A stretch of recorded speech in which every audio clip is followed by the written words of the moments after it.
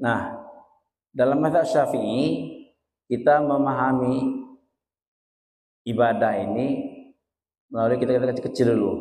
Kita kecil-kecil baru berjenjang, besar dan besar sekali.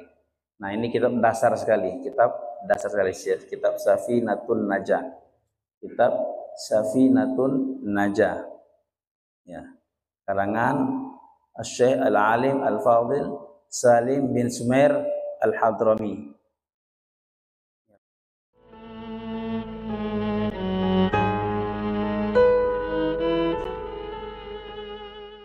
Assalamualaikum warahmatullahi wabarakatuh.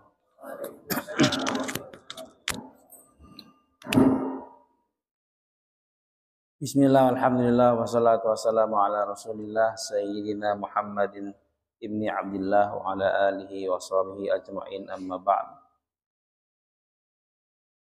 Bismillahirrahmanirrahim. Rabbi yasir wa la tu'asir, Rabbi tamim bil khairi ajma'in. Ya Fattah, ya Alim, ya Razak, ya Karim, iftah alina futuhal arifin. Allah manfa'na bima 'allamtana wa 'allimna ma yanfa'una wa zidna ilman ya rabbal alamin. Allahumma faqihna fid din wa 'allimna at-ta'wil wahdina ila sawa'is sabil. Allahumma amin.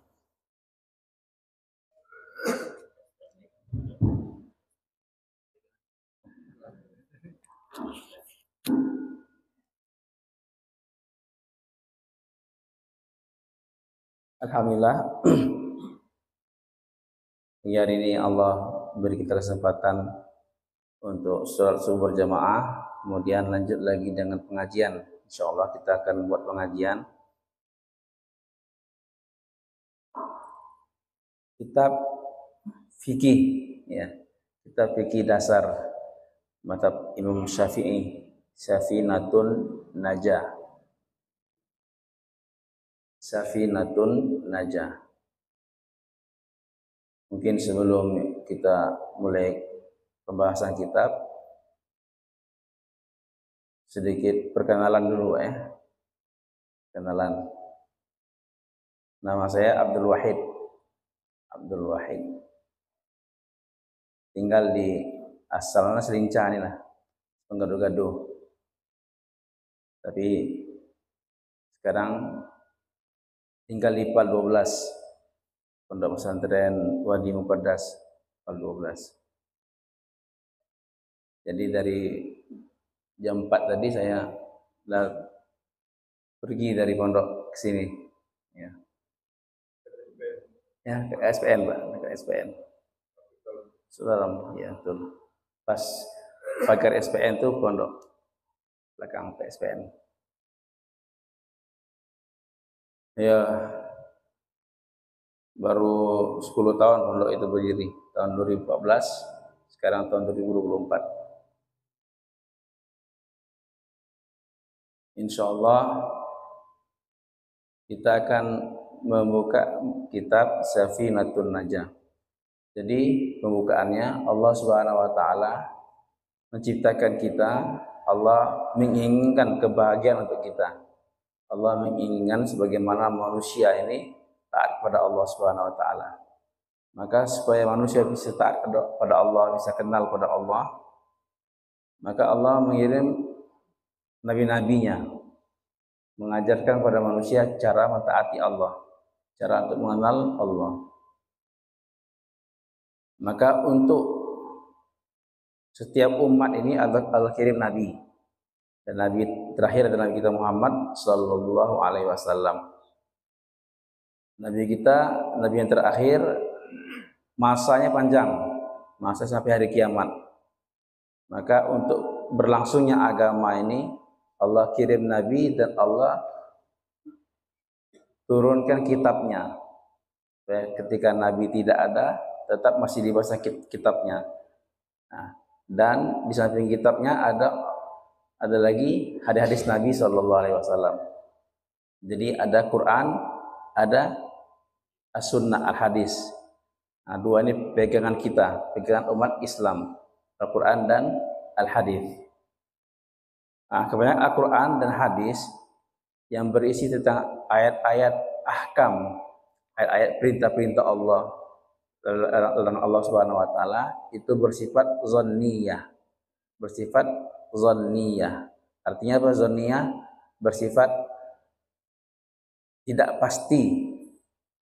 Ya, tidak pasti. Artinya apa? Tidak satu makna. Ya, satu ayat tidak satu makna. Satu hadis bukan satu makna, tapi di situ ada mengandung beberapa makna. Beberapa makna. Maka itu termasuk kemurahan Allah Subhanahu wa taala karena ayat-ayat hukum bersifat zanniyah, hadis hukum bersifat zanniyah kebanyakan, maka para ulama berbeda pendapat di situ. Berbeda pendapat. Kalau ayat-ayat hukum tadi satu sifat qat'i, pasti tidak ada mengandung makna lain, satu makna saja yang mengandung, maka kita tidak boleh berikhtilaf. Kita orang Islam tidak boleh berikhtilaf dalam perkara itu. Nah, tapi karena kemurahan Allah Subhanahu wa taala, Allah membuka di situ ada ikhtilafnya, ada perbedaan pendapatnya. Maka di antara pendapat-pendapat ulama-ulama ini yang sampai ke kita hari ini ada empat mazhab. Imam Abu Hanifah, Imam Maliki, Imam Syafi'i, Imam Hambali. Sampai ke umat hari ini ada 4 mazhab. Ya, sebenarnya mazhab-mazhab ini banyak, Pak ya. Hampir semua ulama di masa tabi'in, di kalangan tabi'in, mereka punya mazhab sendiri. Punya mazhab sendiri.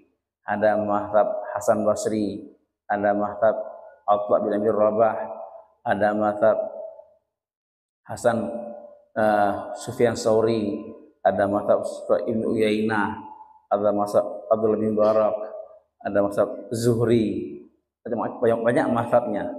Tetapi yang sampai ke kita hari ini, yang pengikut-pengikutnya, murid-muridnya membukukannya, melestarikannya, ilmu-ilmu guru-guru mereka hanya 4. Itu mazhab Hanafi, mazhab Maliki, mazhab Syafi'i, dan mazhab Hambali. Dan kita di Indonesia ini kebanyakan menganut mazhab Asy-Syafi'i, ya, Imam Asy-Syafi'i. Maka semua mazhab ini benar, Pak. Semua mazhab ini benar. Ya. Dikatakan bahwa akidah Ahlussunnah wal Jamaah bermazhab 4. Ya, dia akidah Ahlussunnah wal Jamaah. Apakah dia Hanafi, apakah dia bermazhab Maliki, apakah dia bermazhab Syafi'i, apakah dia bermazhab Hambali. Yang penting dia dalam 4 mazhab ini. Nah, dalam mazhab Syafi'i kita memahami ibadah ini melalui kita kecil-kecil dulu. Kita kecil-kecil baru berjenjang, besar dan besar sekali.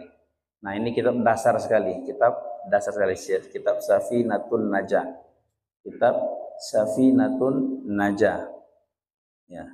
Karangan Syekh Al-Alim Al-Fadil Salim bin Sumair Al-Hadrami. Ya rahmatullah alaih.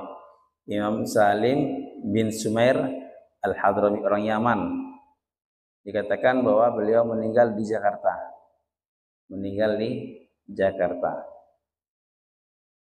Tapi sampai sekarang tak diketahui kuburannya. Kuburannya tidak diketahui dengan pasti kuburannya. Kitab Safinatun Najah. Apa artinya Safinatun Najah? Safinatnya kapal, An-Najah keselamatan. Ya, Safinatun Najah kapal keselamatan.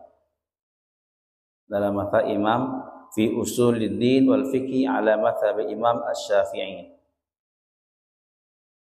Ya, kita mulai kitabnya. Bismillahirrahmanirrahim. Alhamdulillahirabbil alamin.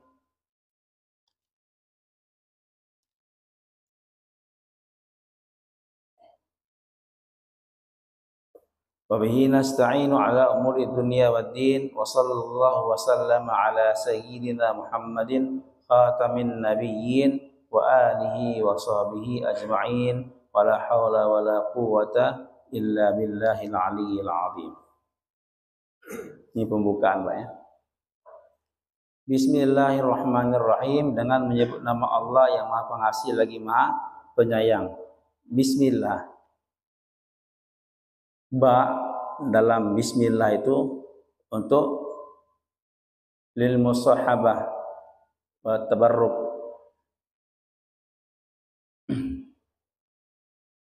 Dalam ilmu nahwu disebut ba lil musahabah ma'at tabarruk, untuk pertemanan, ya, dan mengambil keberkahan. Dengan menyebut nama Allah. Isim artinya dari dua asal usul kata, dari sumu artinya ulu, artinya tinggi. Isim artinya tinggi. Ada dari sama artinya alamah, yaitu tanda, ciri-ciri. Isim artinya ciri-ciri. Siapa dia? Oh, dia Abdul Wahid. Jadi diciri-cirikan, ditandakan dengan nama dia. Nah, itu ya. Dengan menyebut nama Allah, Allah adalah isim zat, nama zat Allah Subhanahu wa taala, wajibul wujub, wajib ada, wajib ada. Selain Allah itu sebenarnya tidak ada. Kita nih sebenarnya tidak ada kecuali Allah adakan. Yang ada itu la maujuda illallah. Tidak ada yang ada kecuali Allah. Selain Allah itu diadakan oleh Allah. Ar-Rahman, yang Maha Pengasih. Ar-Rahman. Ar-Rahim, yang Maha Penyayang. Ar-Rahman ada yang mengartikan al-mun'im bijalailin ni'am, yang memberikan nikmat-nikmat yang besar-besar. Nikmat-nikmat yang besar-besar. Ar-Rahim, al-mun'im bidaqaiqin ni'am, yang memberikan nikmat-nikmat yang halus-halus, kecil-kecil. Bukan nikmat sebenarnya dari Allah besar semua. Cuman nikmat yang global dan nikmat yang terperinci. Ar-Rahman yang memberikan nikmat secara global. Apa contohnya? Tak perlu dipikirkan lagi. Tak perlu dipikirkan lagi. Itu nikmat tuh. Apa? Contohnya mata. Allah memberikan kita mata. Semua orang Allah kasih mata. Lahir-lahir ada mata semua, ya kan? Maka kita bersyukur kepada Allah karena memberikan kita mata. Ar-Rahim, yang diberi nikmat oleh Allah dengan khusus. Apa itu? Ketajaman mata, ketajaman penglihatan. Ada orang yang dari jauh nampak dia, ada yang kabur-kabur, ya, ada yang rabun dekat. Jadi ketajaman mata kita berbeda-beda kan. Nah, ketajaman mata itu disebut Ar-Rahim Allah. Ar-Rahim Allah. Mata kita disebut Ar-Rahmannya Allah. Rahmannya Allah. Ya, seperti kita pendengaran. Apa pendengaran tadi? Kuping adalah Ar-Rahmannya Allah pada kita. Ya, Allah memberikan kita nikmat kuping, nikmat mendengar. Tapi ketajaman dalam pendengaran disebut Ar-Rahimnya Allah. Nah, itu Pak, ya. Kemudian ada lagi yang mengatakan Ar-Rahman, yaitu pemberi nikmat-nikmat dunia. Nikmat dunia. Ar-Rahim, memberikan nikmat-nikmat akhirat. Maka dikatakan bahwa Ar-Rahman, semua orang dapat Ar-Rahmannya Allah. Semua manusia, baik muslim, baik kafir, baik ingkar kepada Allah, ateis, PKI, semua dapat Ar-Rahmannya Allah. Sifat sayangnya Allah. Karena Allah memberikan nikmat dunia pada semua orang.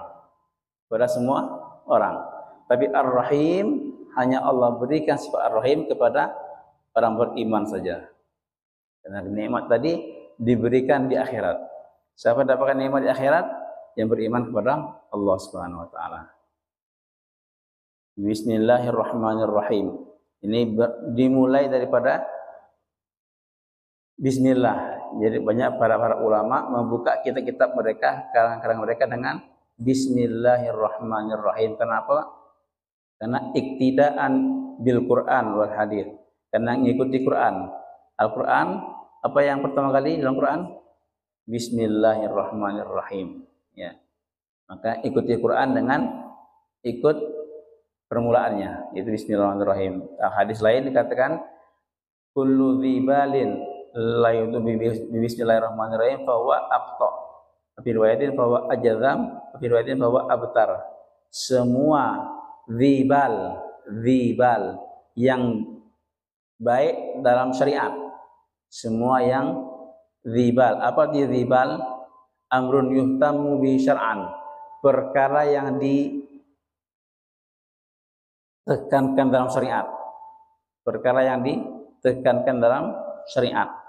Semua perkara yang diperintahkan oleh syariat, diminta oleh syariat, kalau tidak dimulai dengan Bismillahirrahmanirrahim, maka dia aqsa, terputus. Terputus apa terputus? Dari rahmat Allah. Terputus dari rahmat Allah. Qalilul barakah, sedikit keberkahannya. Maka bahwa ajazam ini artinya penyakit apa? Lepra ya. Kusta. Penyakit di ujung-ujung tubuh kita nih, apakah di jari kita ya. Penyakit menghitam dia, memerah dia, menghitam dia, akhirnya putus. Akhirnya terputus. Ya. Wa abtar ini arti aslinya adalah yang tidak memiliki ekor. Tidak memiliki ekor, terputus ekornya. Artinya apa? Semua perkara baik dalam syariat yang tidak dimulai dengan Bismillahirrahmanirrahim, maka dia itu terputus keberkahannya. Terputus keberkahannya. Insyaallah. Maka kita mulai sesuatu yang baik dimulai dengan Bismillahirrahmanirrahim. Bismillahirrahmanirrahim ada 5 hukum. Bismillahirrahmanirrahim ada 5 hukum. Pertama, wajib. Yang kedua, sunnah. Yang ketiga, makruh. Yang keempat, haram. Yang kelima, mubah. Kapan bismillah itu wajib? Kapan kita wajib baca bismillah? Ketika sholat. Ketika sholat. Sholat wajib gak baca Fatihah? Wajib baca Fatihah? Wajib. Al-Fatihah itu wajib gak ada bismillahnya? Wajib. Bismillah adalah satu ayat dari Al-Fatihah. Berarti membaca Al-Fatihah termasuk bismillah wajib. Jadi kapan baca bismillah wajib? Ketika dalam sholat. Tuh. Kapan bismillah sunnah? Kapan bismillah sunnah? Bismillah sunnah dalam semua perkara yang baik. Semua perkara yang baik. Ya. Mau wudu baca bismillah, ya. Mau makan baca bismillah, mau pakai baju baca bismillah, masuk masjid baca bismillah. Semua perkara-perkara yang baik disunnahkan membaca bismillah dulu. Ya. Kapan bismillah makruh?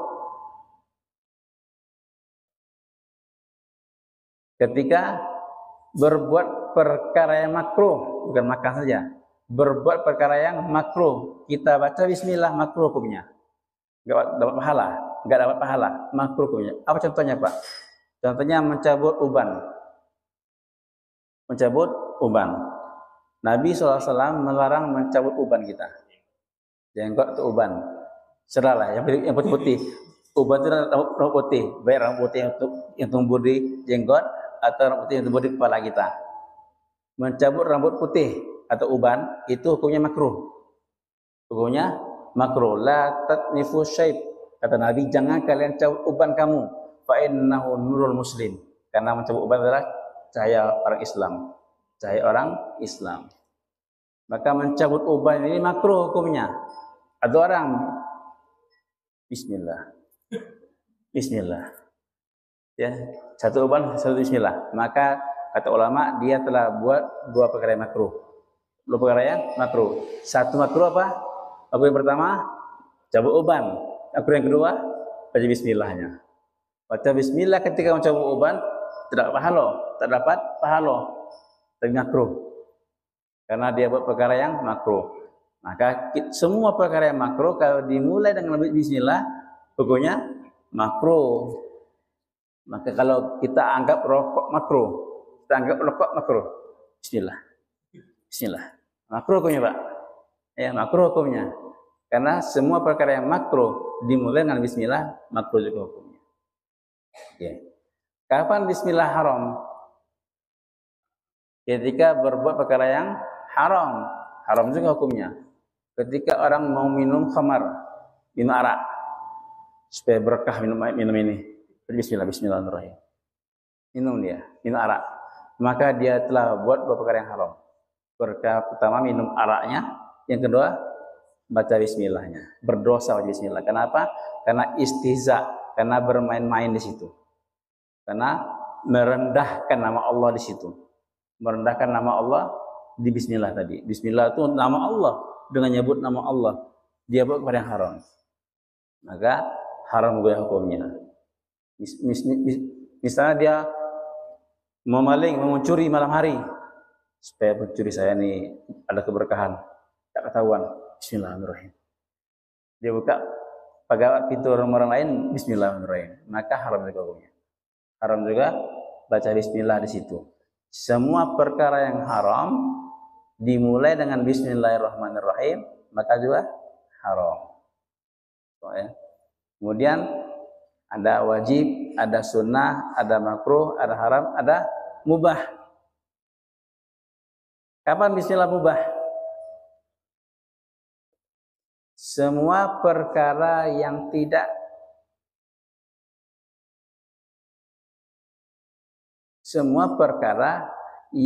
dia tidak diperintahkan, dia tidak dilarang, dan dia tidak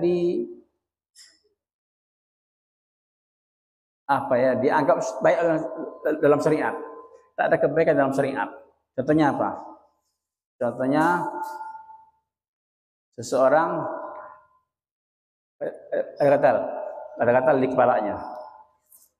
Dia gaut, sunnah gaut, bismillah. Bismillah. Menggaut baca bismillah itu hukumnya mubah. Hukumnya mubah. Gaut aja lah. Misalnya dia mau gerak tangannya, ya, bismillah, bismillah. Mau berdiri, bismillah. Duduk, bismillah. Nah, itu semua perkara yang tidak ditekankan dalam syariat, tidak ada perintah dalam syariat, hukumnya mubah. Hukumnya mubah. Insyaallah Pak ya. Bismillahirrahmanirrahim. Ada 5 hukum. Ada 5 hukum.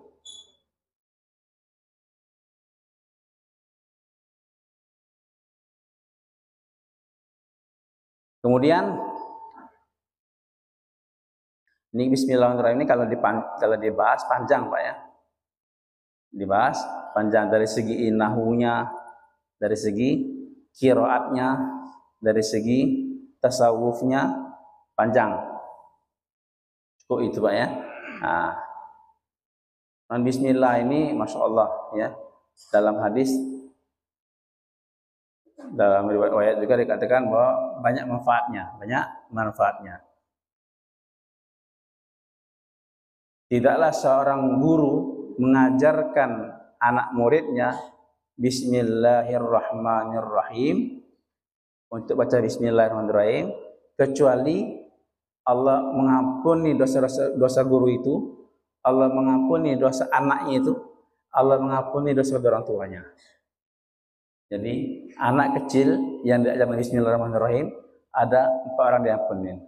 Gurunya, anaknya, dan ibu bapaknya.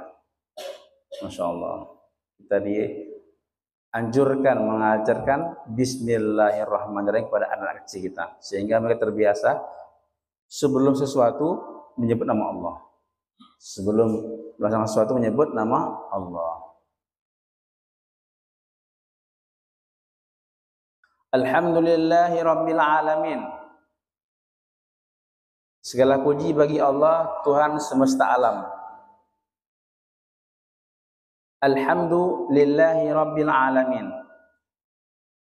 Nah, setelah bismillahirrahmanirrahim, musannif pengarang kitab mengucapkan alhamdulillahi rabbil alamin. Ini juga mengikuti Quran.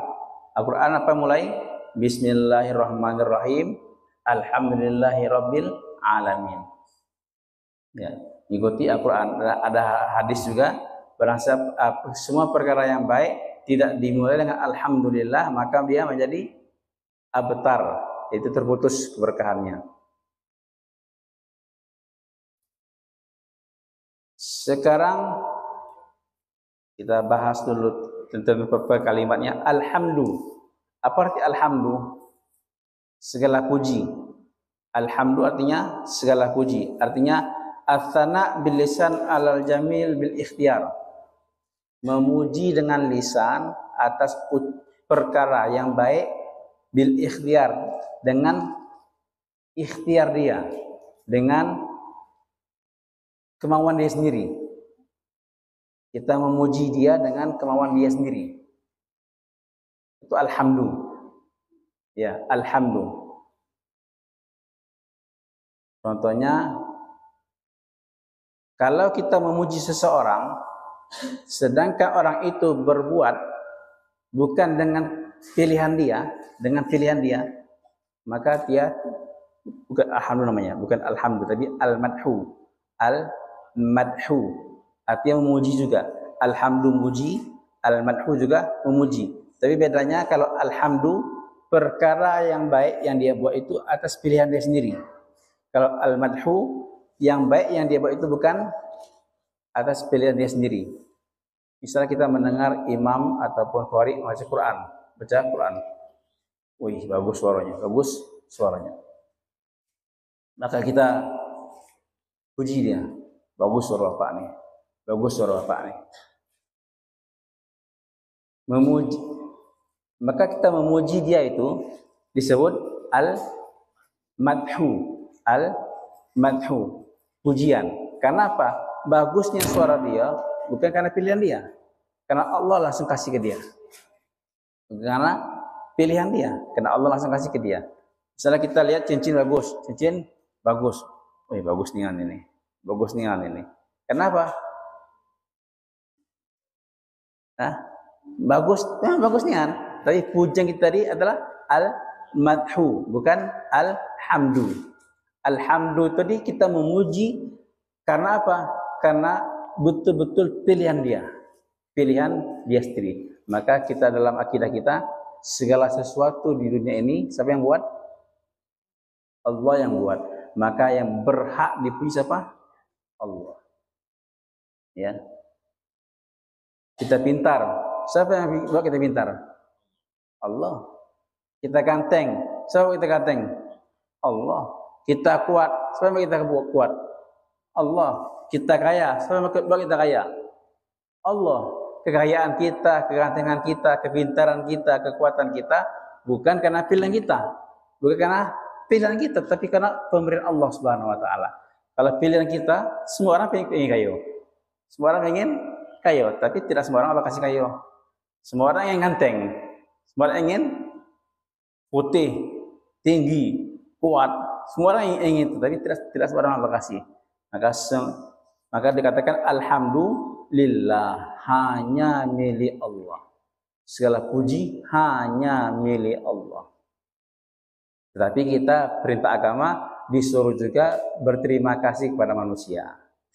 Ya, kita yakin bahwa nikmat yang Allah kasih ini daripada Allah, tetapi melalui tangan Dia.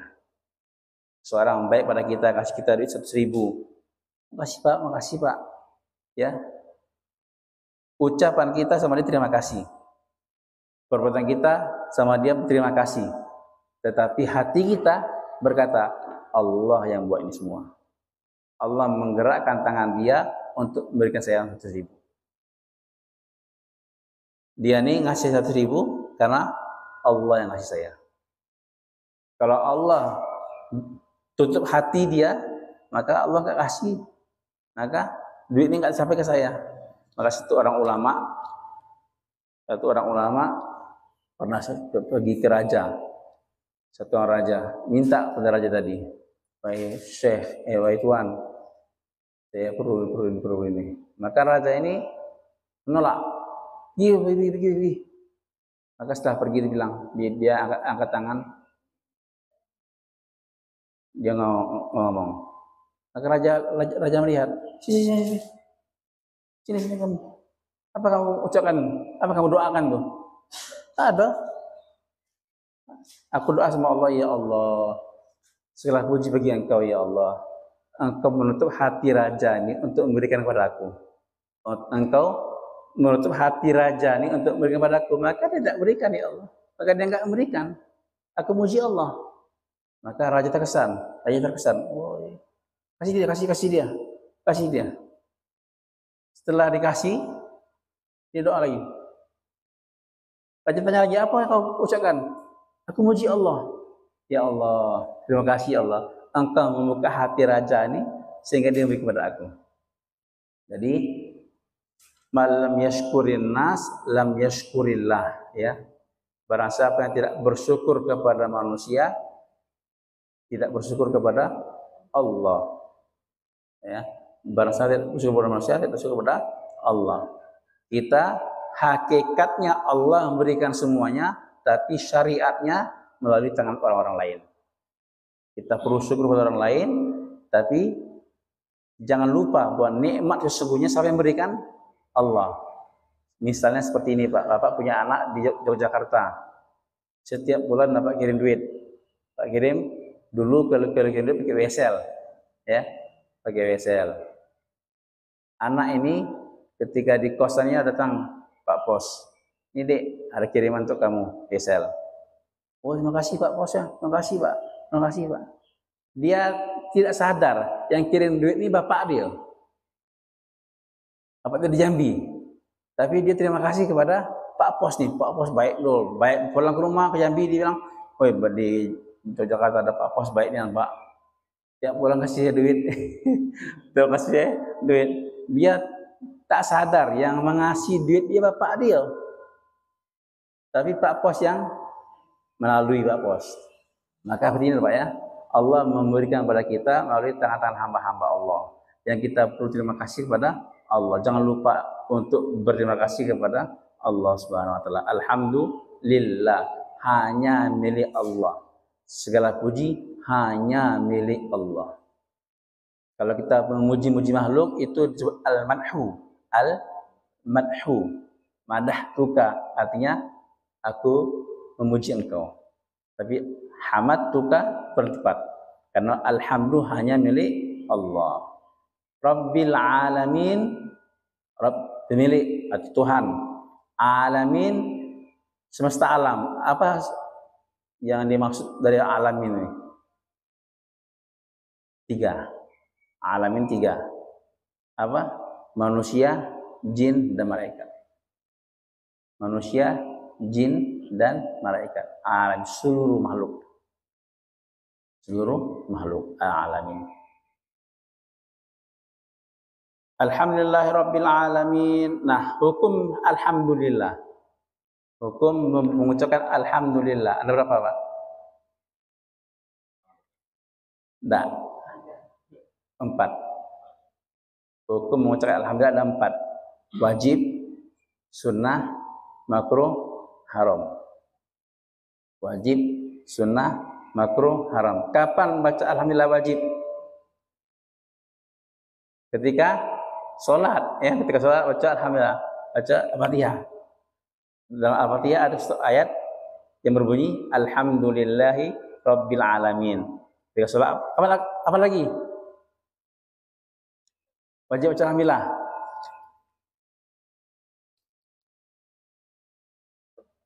Ketika khutbah Jumat, khatib kalau nggak baca alhamdulillah, tidak sah khutbahnya. Karena rukun khutbah adalah alhamdulillah. Ya, alhamdulillah, baca alhamdulillah. Kalau nggak baca alhamdulillah, maka nggak sah khutbahnya. Maka wajib, ya, wajib baca alhamdulillah. Satu wajib. Yang kedua sunnah. Kapan sunnah? Dalam semua hal. Dalam semua hal. Perkara yang baik ataupun zikir, alhamdulillah, alhamdulillah, alhamdulillah, sunnah.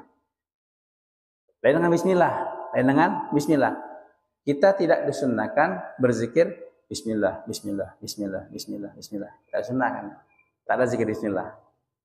Ya, Alhamdulillah, Allah Akbar, ada, Subhanallah ada. Tapi ya sunnah baca apa lagi duduk.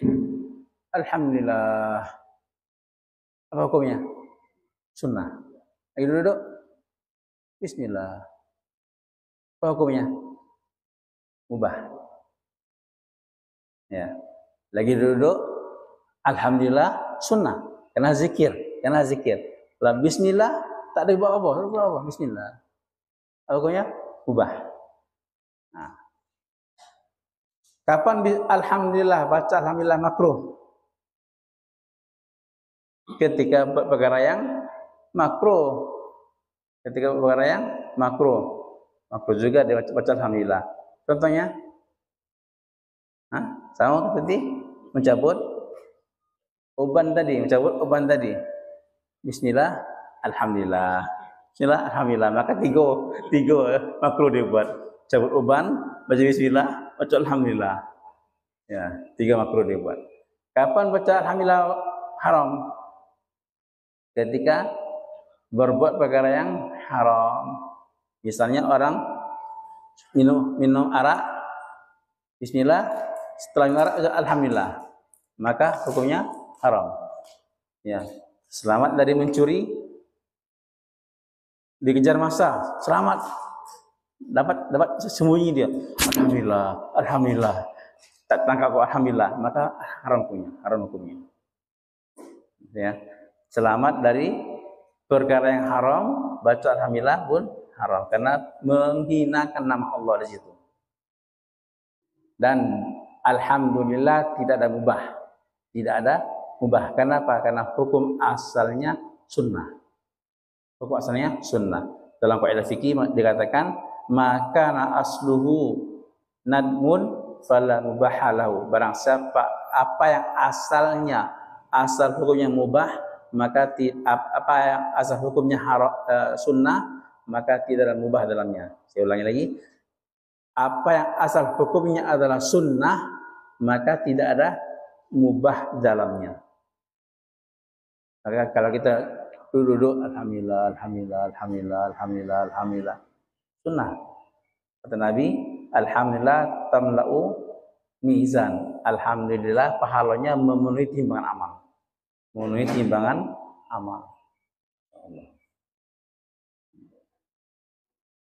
Alhamdulillahirabbil alamin.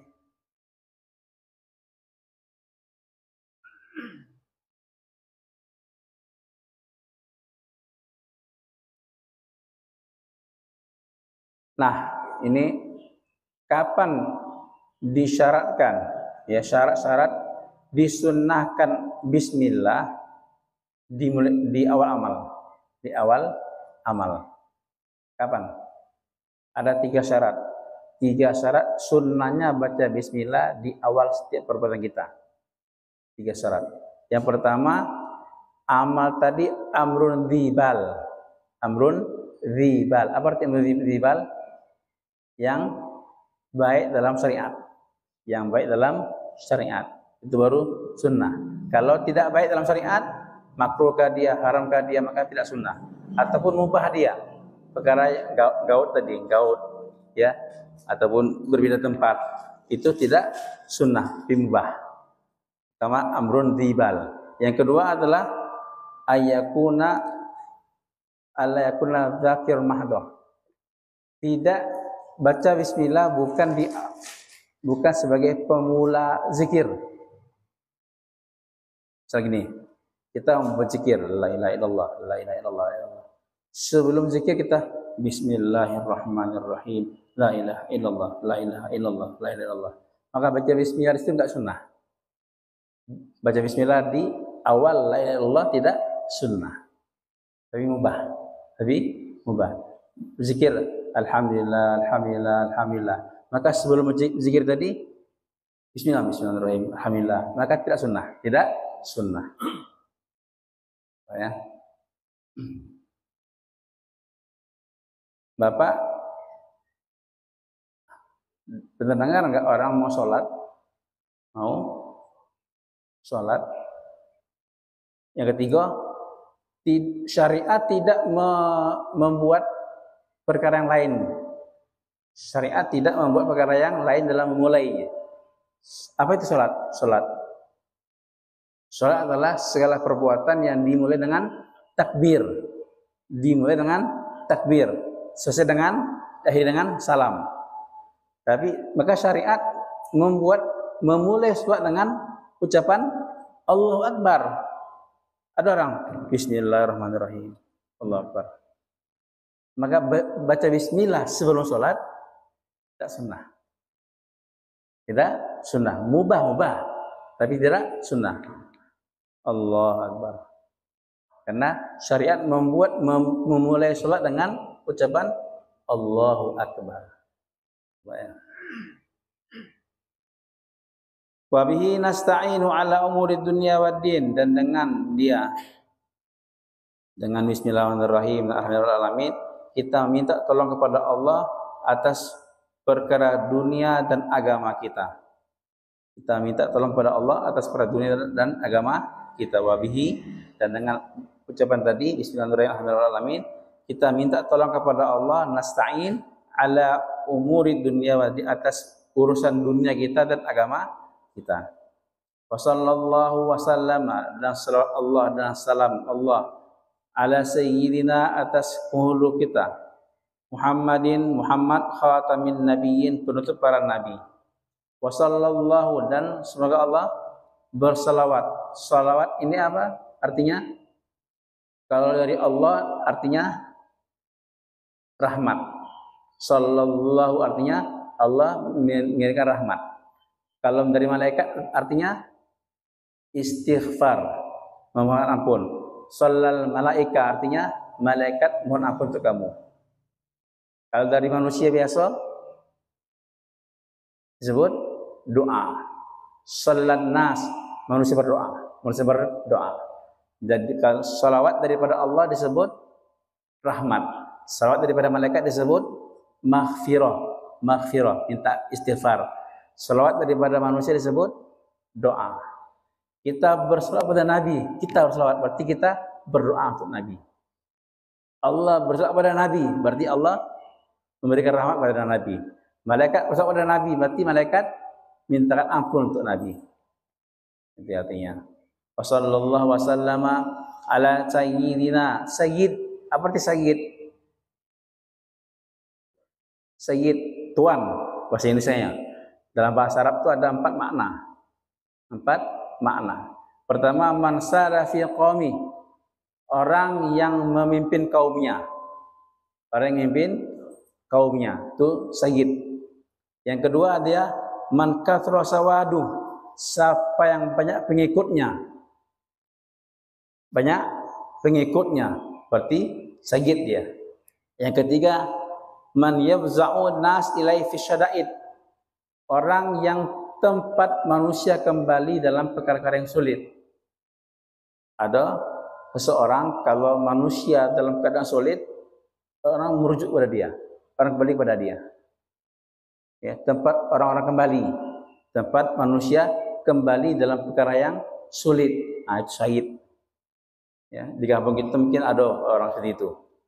Kalau kita lagi sulit, ada masalah di kampung itu, maka orang rame-rame datang satu orang, Pak, tolong selesai masalah kami. Tempat rujukan manusia, itu syahid namanya. Dan yang keempat, al-halim la yastafizzu ghadab, seorang yang halim, yang tidak dikuasai oleh amarahnya, itu syahid, yang tidak dikuasai oleh amarahnya. Yang keempat-empat ini ada pada diri Rasulullah. Ada pada diri Rasulullah. Pertama, dia pemimpin kaumnya. Ana sayyidu wuldi Adam, kata Nabi. Aku adalah sayyid, pemimpin anak Adam, anak Nabi Adam alaihissalam. Wala fakhar, dan tidak ada kebanggaan dalamnya, kata Nabi SAW. Yang kedua, man kathra sawadu, yang banyak pengikutnya. Nanti di akhirat, kata Nabi SAW, ada satu nabi pengikutnya 3 orang. Ada satu nabi pengikutnya 2 orang. Ada nabi yang tak ada pengikutnya. Ada yang nabi banyak pengikutnya. Yang paling banyak pengikutnya di akhir hari adalah Muhammad sallallahu alaihi wasallam. Rasulullah sallallahu alaihi wasallam paling banyak pengikutnya. Sawat, ya. Yang ketiga, tempat rujukan. Ketika orang dapat kesusahan, orang kembali kepada dia, orang meminta kepada dia, itu disebut sayyid. Rasulullah SAW itu tempat para sahabat kembali, ya. Dalam peperangan kata Sayyidina Ali, ketika kami merasa kesulitan dalam peperangan, kami para sahabat Nabi semua berlindung pada Nabi. Siapa ngomong ini? Sayyidina Ali yang terkenal dengan pemberani, kan? Sayyidina Ali mengatakan, kami ketika perang sangat keras betul, ya. Perang sangat menakutkan betul, maka semua kami para sahabat Nabi berlindung pada Nabi. Maka Allah, ya, Nabi tempat manusia berlindung. Kemudian yang keempat, yang tidak dikuasai oleh amarahnya. La yastafizu ghadab, ya, tidak pernah marah. Nabi tidak pernah marah terhadap dirinya sendiri. Orang ngejek Nabi, orang mencaci Nabi, orang melempar Nabi, memukul Nabi. Nabi nggak pernah marah. Nabi nggak pernah marah untuk membela diri sendiri. Tapi Nabi marah kapan Nabi marah? Ketika perintah Allah ditinggalkan. Ketika agama Allah dilanggar, perintah Allah dilanggar, itu Nabi marah. Karena suatu hari Ibunda Aisyah mengatakan pada Rasulullah, Ya Rasulullah, hati-hati dengan Sofia. Sofia. Istri Nabi juga. Ya, istri Nabi ada berapa? 11. Istri Nabi ada 11. 2 orang istri Nabi meninggal ketika Nabi masih hidup. Dan 9 orang istri Nabi meninggal ketika Nabi telah meninggal dunia. Jadi totalnya istri Nabi ada 11. 2 orang meninggal ketika hidup Nabi, 9 orang meninggal setelah wafatnya Nabi SAW. Maka Ibunda Aisyah, istri Nabi yang ketiga, ya, ada yang mengatakan kedua, ada yang ketiga. Pertama Khadijah. Selama Khadijah masih hidup, Nabi tak pernah menikah dengan wanita lain. Ketika Khadijah meninggal dunia, baru Nabi poligami.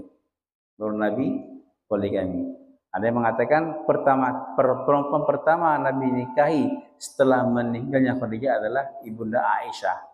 Ada yang mengatakan bukan Aisyah, tapi Ibunda Saudah. Ya. Termasuklah istri Nabi, Khadijah, Aisyah, Saudah, Hafsah, Sofiyah, Juwairiyah, Maimunah, Ummu Salamah, Ummu Habibah, Zainab binti Jahash, dan Zainab. Ada dua Zainab. Ada 11 Nabi. Yang meninggal ketika Nabi masih hidup adalah Khadijah dan Zainab binti Huzaimah, yang meninggal ketika Nabi masih hidup. 9 orang lagi meninggal ketika Nabi setelah wafat. Siapa? Pertama Saudah, Aisyah, Hafsah anak Sayyidina Umar. Yang keempat Sofiyah. Yang kelima Juwairiyah. Yang keenam Maimunah. Yang ketujuh Ummu Salamah. Ke-8 Ummu Habibah. Yang ke-9 Zainab binti Jahash. Ya, semoga kita tahu, Pak, ya. Istri Nabi. Maka suatu hari Ibunda Aisyah ngomong sama Rasulullah, berbisik-bisik, ya Rasulullah, hati-hati dengan Sofia itu. Ya, madu dia.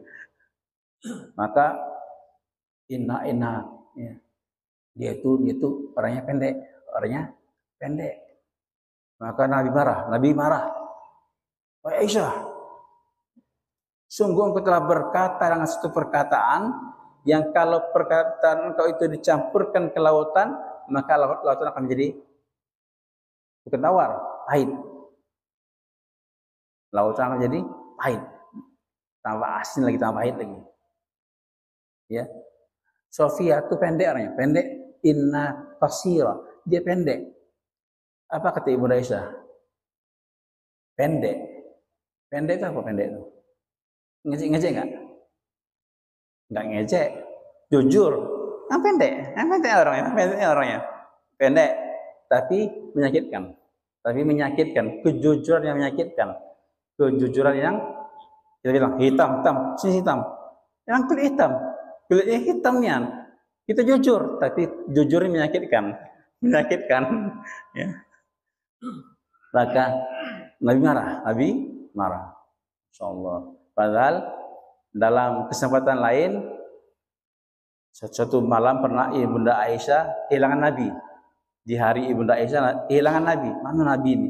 Maka dia takut kalau Nabi pergi ke madunya. Maka dia keluar dari rumah Ibunda Aisyah cari Nabi. Mendapati Nabi di Baqi, di kuburan Baqi. Siapa yang pernah ke Madinah, kuburan Nabi sekarang adalah kamar Ibunda Aisyah. Kuburan Nabi sekarang ini adalah kamar Ibunda Aisyah. Keluar kita dari kuburan Nabi, terus sana Baqi. Maka dia mendapati Nabi di Baqi. Lagi ziarah kubur malam hari. Maka Ibunda Aisyah takut Nabi tahu dia keluar, maka cepat-cepat dia pulang. Tak lama kemudian Nabi pulang. Nabi mengetahui dari napas dia. Mengongos Ibunda Aisyah. Pak Aisyah, ada apa kau? Tahu lagi. Apa kabar kau ni? Engkau telah dikuasai oleh syaitan kamu. Kata Nabi, ghalabaki syaitanuki? Apakah engkau telah dikuasai oleh syaitan kamu? Syaitan cemburu kamu dikuasai. Maka Ibunda Aisyah menjawab, ya Rasulullah, alasta syaitan, alisa laka syaitan? Apakah engkau tak punya syaitan juga? Apakah engkau tak punya syaitan juga? Masya Allah, itu Ibunda Aisyah marah itu. Oke? Jengkel nih kan? Apakah engkau telah dikuasai oleh syaitan kau, ya Aisyah? Ya Rasulullah, apakah engkau enggak punya syaitan? Maka jawab Ibunda Aisyah, Nabi enggak marah. Nabi enggak marah. Nabi menjawab apa? Bala, tentu. Aku juga ada syaitan. Aku juga ada syaitan. Tetapi Allah menolong saya. Allah telah mengislamkan syaitan saya. Kalau dalam Islam kan, syaitan yang selalu mendampingi saya. Setiap kita ini ada dua. Ada syaitannya, ada gorinnya. Ya, malaikatnya. Syaitan membisikkan keburukan, malaikat membisikkan kebaikan. Setiap kita nih. Tetapi syaitannya Nabi telah Islam. Sehingga tidak membisikkan keburukan. Maka itu Pak ya. Di kesempatan lain, Ibunda Aisyah, di hari Ibunda Aisyah, datang satu bingkisan, satu piring makanan, sarit bubur. Nabi di rumah Ibunda Aisyah, Sayyidina Sofia mengirim bubur, satu bangkok bubur. Di hari aku, di rumah aku, berani kirim ini, dipecahkan Ibunda Aisyah. Diambil mangkok tadi, dipecahkan ya, malah Ibunda Aisyah. Maka apa kata Nabi SAW? Nabi melihat itu. Gharat ummuki, kata Nabi. Ibu kalian telah cemburu. Ibu kalian telah cemburu. Maka Nabi menyuruh ambil mangkok di rumah Ibunda Aisyah, gantikan ke Sofia. Nabi nggak marah. Tapi ketika perintah Allah, ketika agama dilanggar, Nabi marah. Ya, itu keempat makna sayyid itu ada pada diri Nabi Sallallahu Alaihi Wasallam. Khatamin Nabiyyin, khatam artinya penutup, mutammim, penyempurna. Atau lagi khatam artinya tempat stempel. Penutup para nabi, wa alihi, dan keluarganya. Siapa keluarga Nabi? Bani Hashim dan Bani Muttalib. Dua nih. Bani Hashim dan Bani Muttalib. Washabi dan sahabat Nabi. Siapa sahabat Nabi? Sahabat Nabi adalah orang yang berkumpul bersama Nabi sallallahu alaihi wasallam pada masa hidup Nabi sallallahu alaihi wasallam dan mati dengan iman. Mati dengan iman setelah kenabian.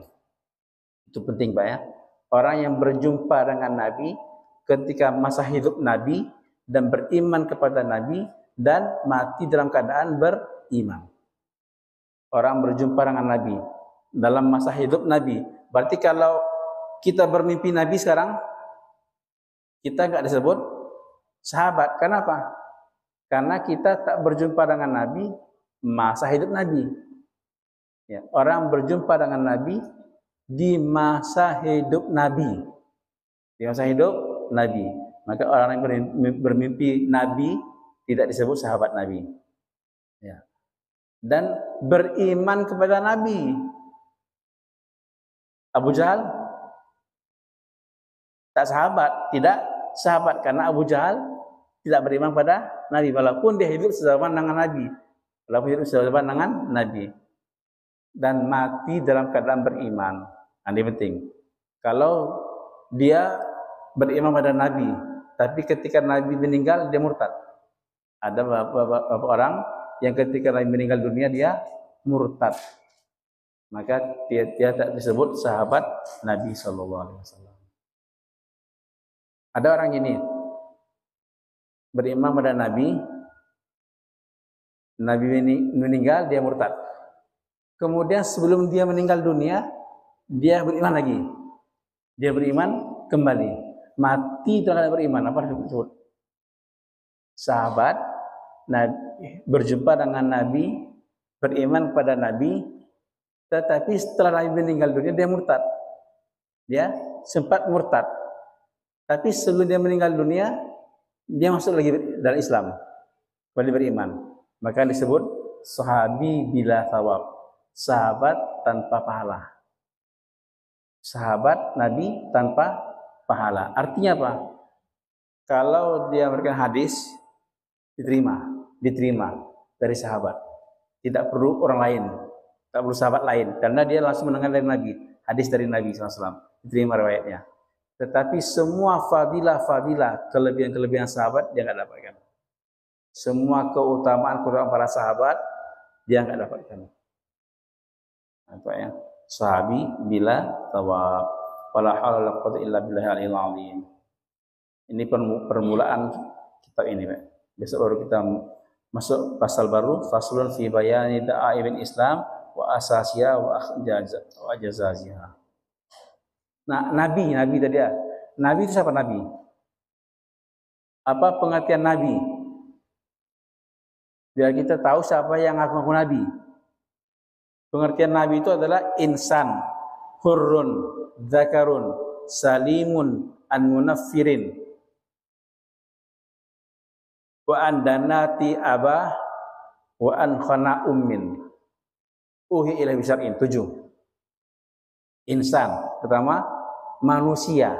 Setiap nabi pasti manusia. Karena Allah tidak mengirim nabi dari golongan jin. Dari golongan malaikat ya ada. Semua nabi pasti manusia. Yang aku nabi mesti manusia. Pertama. Yang kedua, insan hur, merdeka. Dia merdeka karena tidak ada nabi dari golongan hamba saya.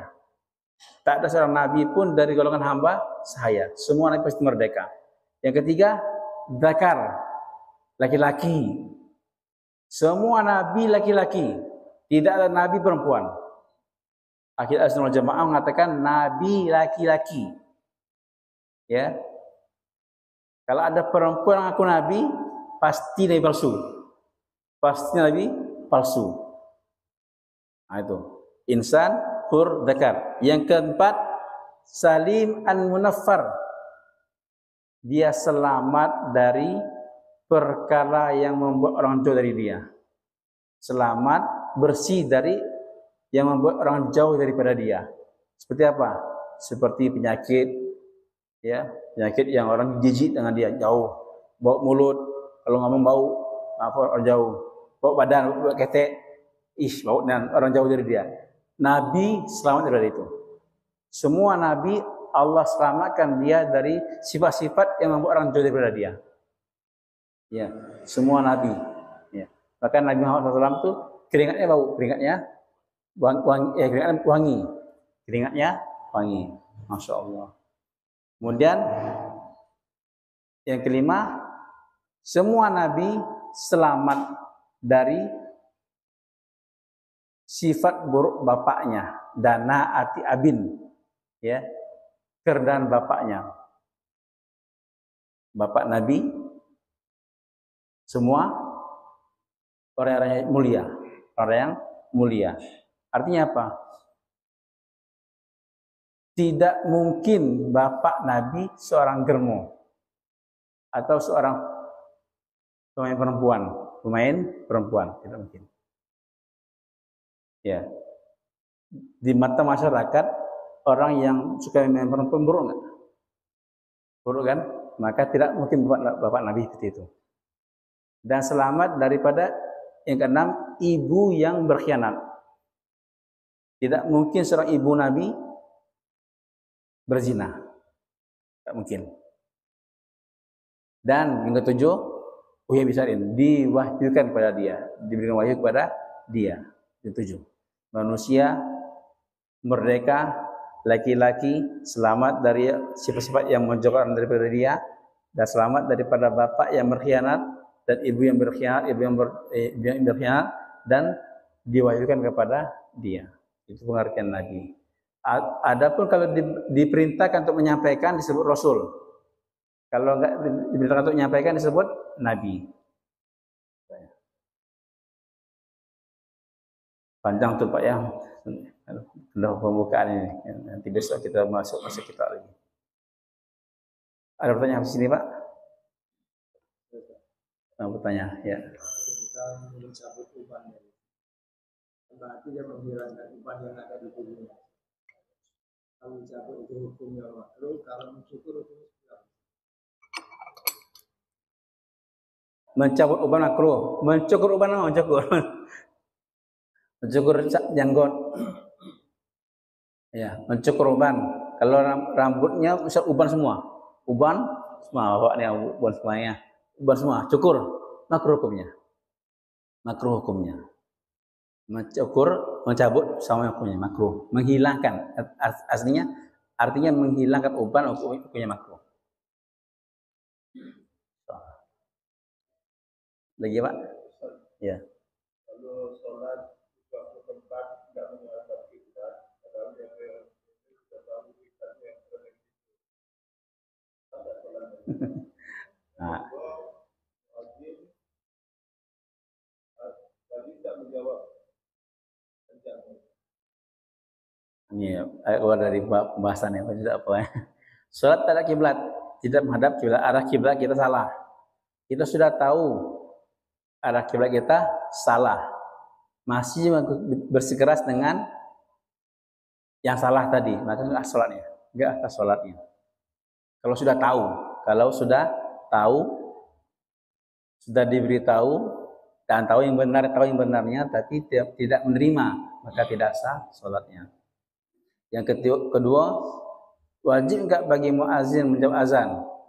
Bagi muazin tidak wajib menjawab azan. Yang disuruh menjawab azan adalah yang mendengarkan muazin. Yang disuruh menjawab azan adalah yang mendengarkan muazin. Muazin sendiri tidak wajib. Ya. Terkait dari perkara pembacaan mana yang lebih afdol kepada kita, karena tadi kita telah disebutkan Assalamualaikum warahmatullahi wabarakatuh. Assalamualaikum warahmatullahi wabarakatuh. Ada yang adalah atau setelah salat ini langsung zikir. Bagus. Dalam perkara-perkara yang syariat menyebutkan zikir tertentu, maka itu disunnahkan zikir tertentu. Nah, setelah salam banyak nggak tahu. Tapi ini ada dalam Islam. Setelah salam, zikirnya apa? Bukan alhamdulillah. zikirnya Allahu Akbar. Para sahabat Nabi setelah salam itu takbir. Allahu Akbar, baru zikir-zikir lain.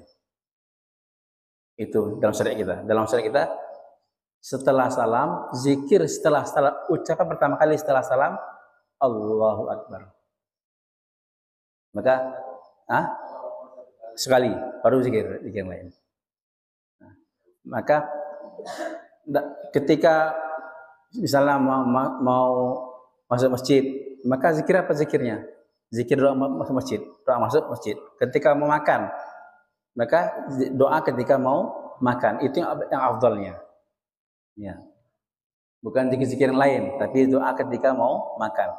Jadi dalam syariat kalau ada ketentuan kalau ini baca, setelah ini dibaca, maka itu diamalkan.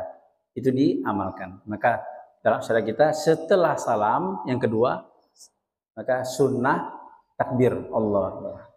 Dikatakan bahwa sahabat Nabi itu diketahui selesai sholat dengan takbirnya. Ribut masjid Nabi itu dengan takbir Allahu Akbar, Allahu Akbar. Karena setelah salam.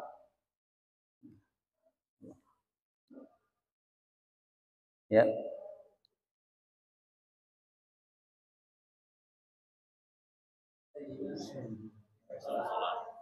Oh, ketika sholat baca salawat Sayyidina, apa hukumnya?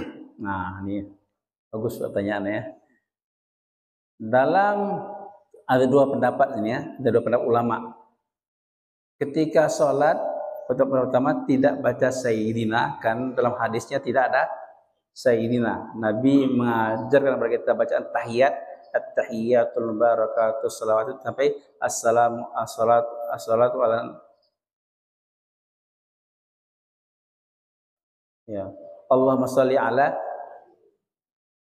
dalam lafaz hadis Nabi tidak ada Allahumma sholli ala Muhammadin wa ala ali Muhammad. Ya, tak ada lafaz Sayyidina. Maka pendapat pertama kita pilih lafaz Nabi. Pendapat yang kedua, ulama yang kedua, baca Sayyidina afdal. Ya, Sayyidina lebih afdal. Itu yang dipakai oleh kita. Kita tidak menyalahkan pendapat yang pertama, tapi pendapat kedua, pakai Sayyidina afdal. Walaupun tidak ada dalam hadis Nabi, tapi adab kepada Nabi baca Sayyidina. Apa dalilnya? Kok Nabi ajarkan tak pakai Sayyidina, kau tambah Sayyidina? Kau tidak ikut Nabi berarti nggak ikut Nabi berarti. Apa dalilnya, Pak?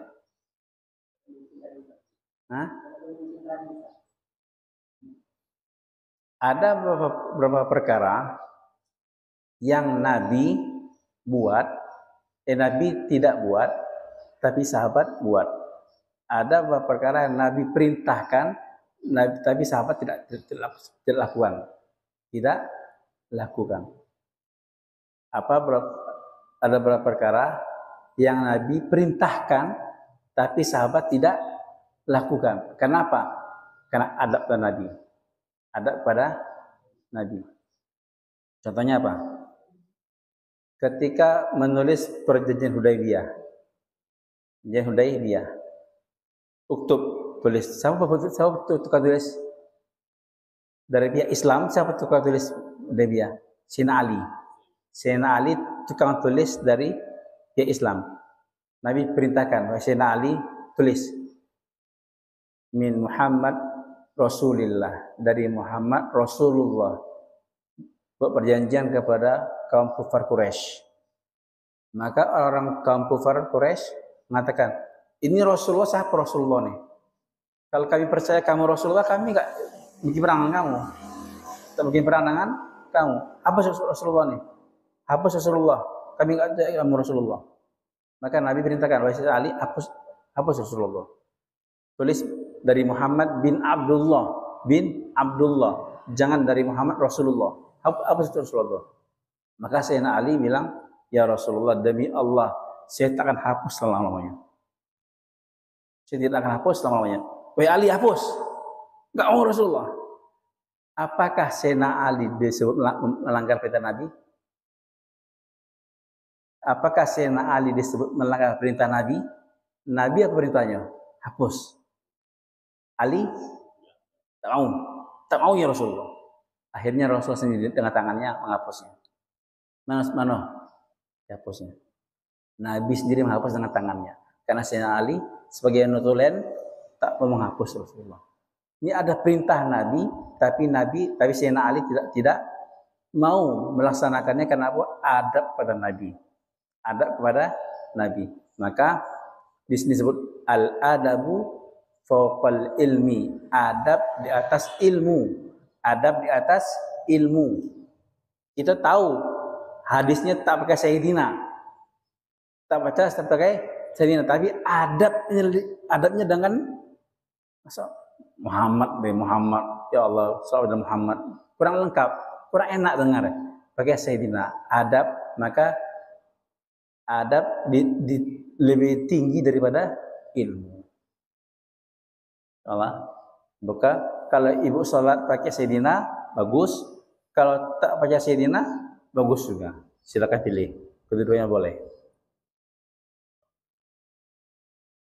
Insyaallah cukup ya, terlalu panjang nanti. Semoga Allah berikan keberkahan pada panjang kita hari ini. Ala hadhihi al-Fatihah. A'udzubillahi minasyaitonir rajim. Bismillahirrahmanirrahim. Alhamdulillahirabbil alamin arrahmanir rahim maliki yaumiddin. Iyyaka na'budu wa iyyaka nasta'in. Ihdinas siratal mustaqim. Siratal ladzina an'amta 'alaihim ghairil maghdubi 'alaihim waladdallin. Bismillahirrahmanirrahim. Alhamdulillahirabbil alamin. Allahumma shalli wa sallim ala sayyidina Muhammad wa ala alihi wa sahbihi ajma'in. Allahumma ihfazna min jami'il fitani wa dhahara minha wa batan. Allahumma ihfazna min bayni aydina min khalfina wa an aymanina wa an shama'ina wa min fawqina min tahti arjulina. Allahumma inna naj'aluka fi nuhurihim wa na'udzubika min syururihim. Allahumma inna nas'aluka afwa wal afiyah wal mu'afata ad-da'imah fid din wad dunya wal akhirah. Tawaffana muslimin wa alhiqna bis salihin. Tawaffana wa anta radin 'anna ghayra ghadban. Tawaffana ghayra maftunin bi rahmatika ya arhamar rahimin. Wa sallallahu ala sayyidina Muhammad wa ala alihi wa sallam. Alhamdulillahi rabbil alamin. Subhanallah bihamdihi subhanallah bihamdika asyhadu an la ilaha illa anta astaghfiruka wa atubu ilaik. Assalamu alaikum warahmatullahi wabarakatuh.